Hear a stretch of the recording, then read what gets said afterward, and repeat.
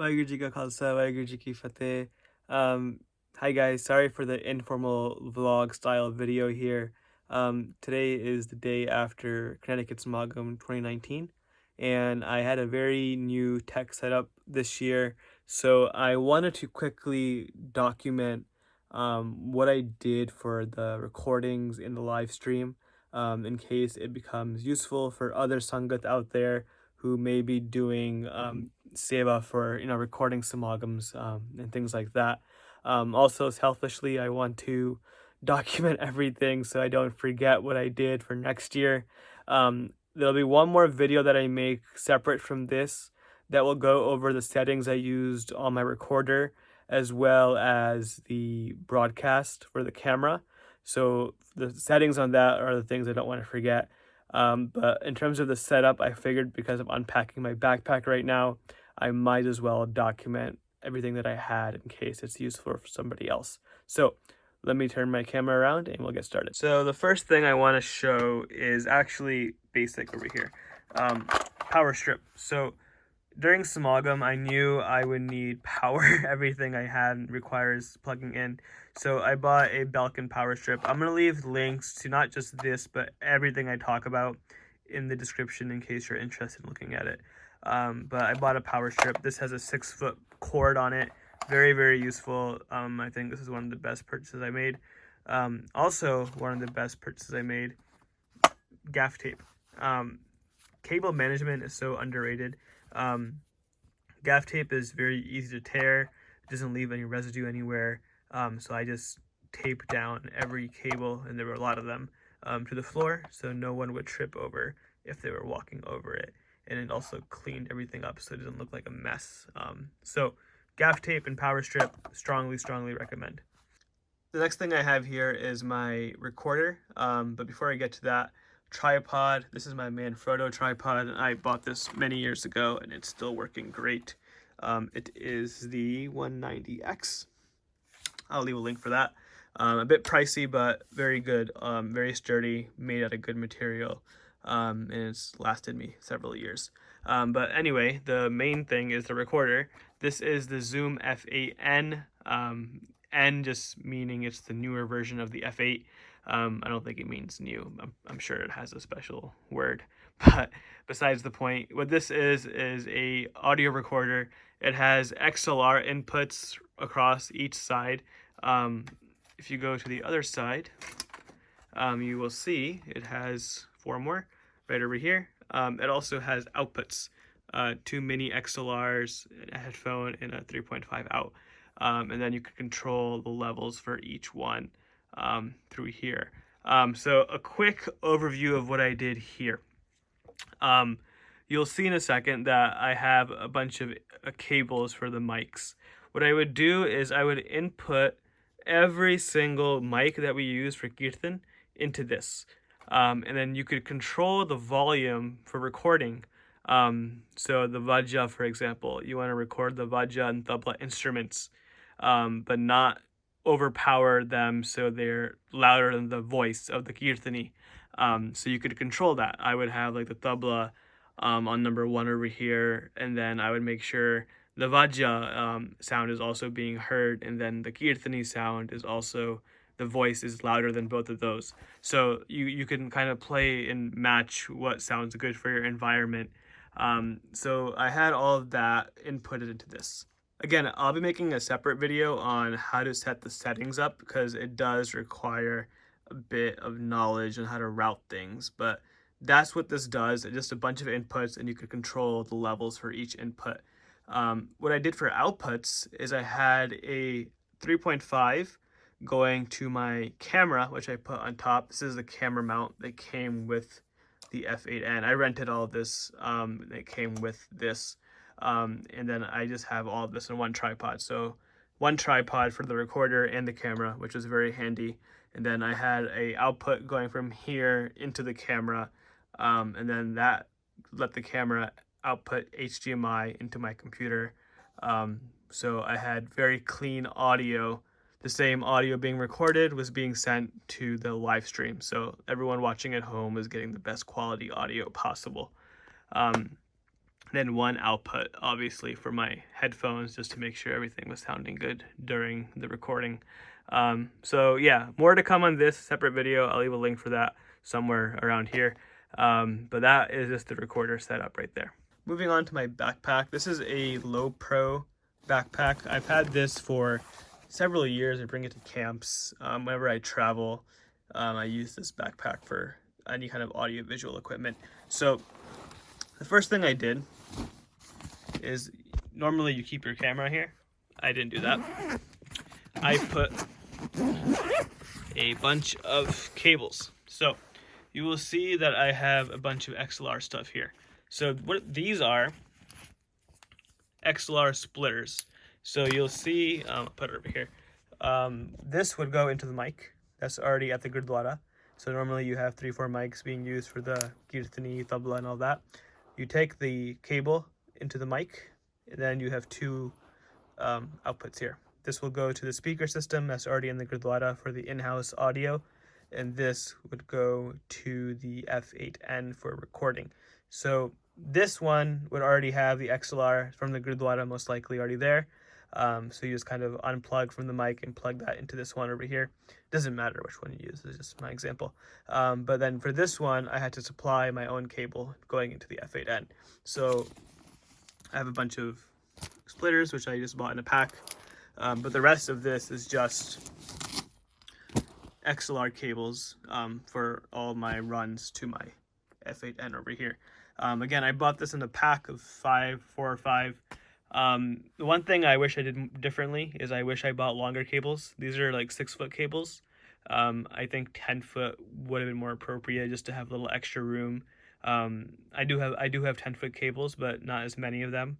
These are like just cheap things I suggest having because they're used so often for other things as well. So yeah, longer cables are probably better, but 6-foot was more than enough for what I was doing. So XLR splitters, that's it for that. The next thing I had in here was my H2N. So you're probably wondering why I have an H2N when I have an F8 over there. This was actually used as a mic. The H2N captures great ambient sound. So what I did is I actually put this on a mic stand separate from all this, like kind of next to it. I would like put this somewhere. And then the H2N comes with this microphone stand adapter. So you put this on the bottom, and then you could just slide this into a mic stand. And then that would use a cable. This is a 1/4 inch to 3.5 millimeter. So the 3.5 just goes into that line out right there. And the USB I use for power. So the line out, and then the 1/4 inch, the cool thing about the F8 is these are combo jacks. So you could just plug this in directly to the XLR / 1/4 inch input right there. So those are all my inputs. I had all the mics that were being used, and then I had the H2N as well for ambient capture, and those are all my inputs. So in total I had 4 or 5 inputs, depending on if you use a mic for the Vajja by itself or if you have any other mics for the Sangat or anything like that. This does a good job of capturing the Sangat. I had some troubles kind of balancing out Sangat versus Chane, but that is a story for a different day. It does the job really well, so I recommend using this. Again, if you don't know how to use this, I strongly suggest watching Nerd Singh's video on how to use this handy device. I'll leave a link for that down below too. The next thing I have here is just a regular 3.5 millimeter cable. This was used for my broadcast. So I'll get into this in my other video, but I use this in the sub out on there. And then the other end would go into my camera. And that allowed me to broadcast the same audio that was being recorded with all of this. So the live stream people were actually getting the final recording live, which was really cool, because normally I would just live stream using my camera audio, like the microphone that came in the camera, but this was much better quality, obviously. So very, very handy to have that going directly into the camera. So in terms of my camera, well, before that, I have my headphones. So I use these to just monitor what I was recording into the F8. You'll see, let me see if I can zoom in over here. I use a adapter, 1/4 inch 3.5 millimeter adapter for the headphones, because the headphone port on the F8N is a 1/4 inch, and all my headphones are just regular 3.5. So I just use that, and then I have the Audio-Technica headphones here. I forget the exact model of these. I got these on Black Friday one year on Amazon, and they're super good quality, very comfortable as well. So I'm not like an audiophile or anything like that, but they sound great and they work for what I needed to do. So I'll leave a link for these too. Besides that, what I have in here is my live stream setup. So this is the Elgato. What I do is with the camera, I have the camera outputting a micro HDMI, and then the other end, which is just an HDMI, goes into the input on here. And then this is a USB cable, USB-C cable, and then I have a USB-C to USB-C cable, and that goes into my my computer. So what I'm basically doing is taking the video from my camera directly into this, and then this into my computer. You cannot go directly from this into your computer. You have to have a capture card. In this case, it's my Elgato HD60S.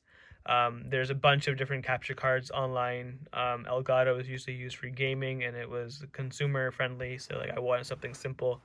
But if you want something more professional, you could get like a Blackmagic HDMI converter, things like that. There's so many things out there. So this is my personal setup over here.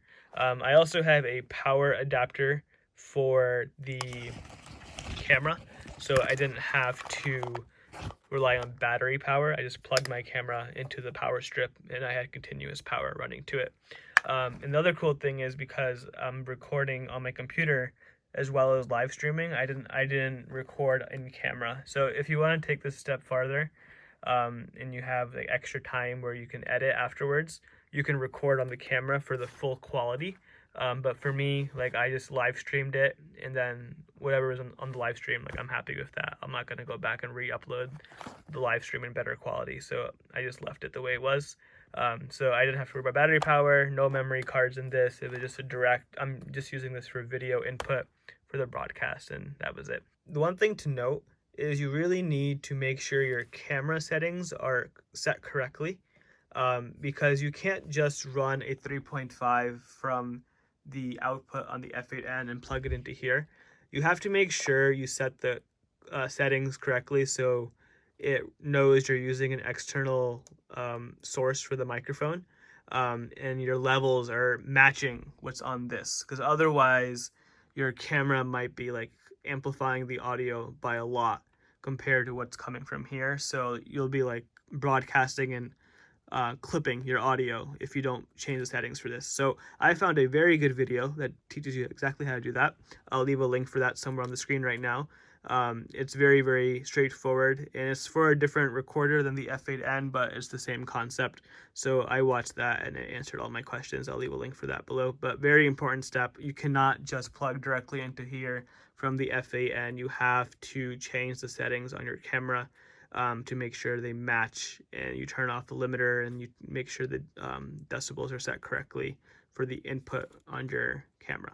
So that's basically it. At this point, just to recap, you have the F8, which is right over here, and what this does is it takes all the inputs from your mics and you mix them on there, and I'll have a separate video on how to set this up correctly so your settings are good.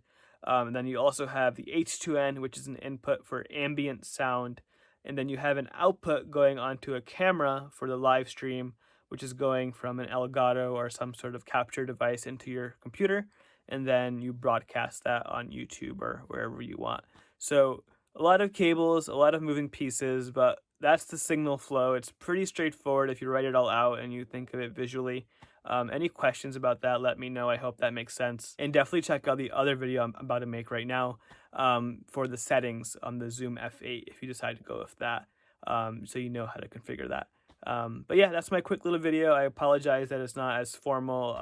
SAMAAGAM just ended yesterday, so I wanted to make this fresh while I was thinking about it and before I return the rental gear. So let me know if any questions are there. Thanks so much. I'll talk to you guys soon. Vaheguru Ji Ka Khalsa, Vaheguru Ji Ki Fateh.